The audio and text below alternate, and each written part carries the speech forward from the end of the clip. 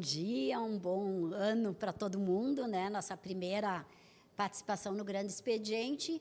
Eu comentei, né, que uma das grandes felicidades que eu tive no final do ano e que quero continuar na luta é trazer para Caxias a Casa da Mulher Brasileira, que é um espaço do governo federal que vai atender todas as demandas das mulheres vítimas de violência na nossa cidade. Nós já fizemos as tratativas com o governo do estado, agora falta com o município, vai ter uma reunião ainda este mês para definir a questão do terreno. E é uma pauta muito importante para nós, e esse ano especificamente para mim, que estou na frente da PEN, na frente de 7 mulheres, né?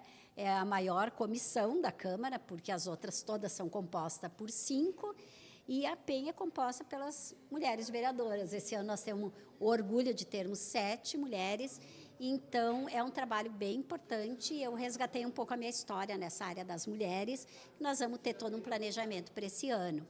E a questão da Universidade Federal também, nós estamos continuando na luta. Eu estive no Campus 8, agora nós estamos também em contato com a URGS.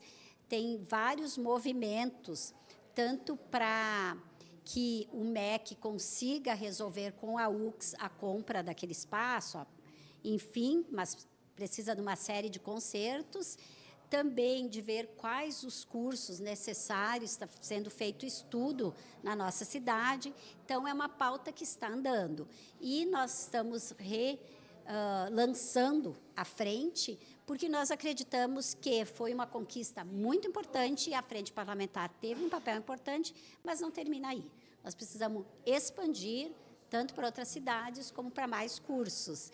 E eu comentei também a questão da educação, que é um tema muito importante, e nós vamos cobrar, né, da SMED, enfim, de todos os órgãos, principalmente a questão da saúde, dos estudantes, da comunidade escolar, dos professores, dos educadores e da segurança nas e para as escolas. Ótimo, muito obrigada. A gente vai acompanhar todos esses trabalhos da senhora. Obrigada. E obrigada, um bom dia, um bom trabalho.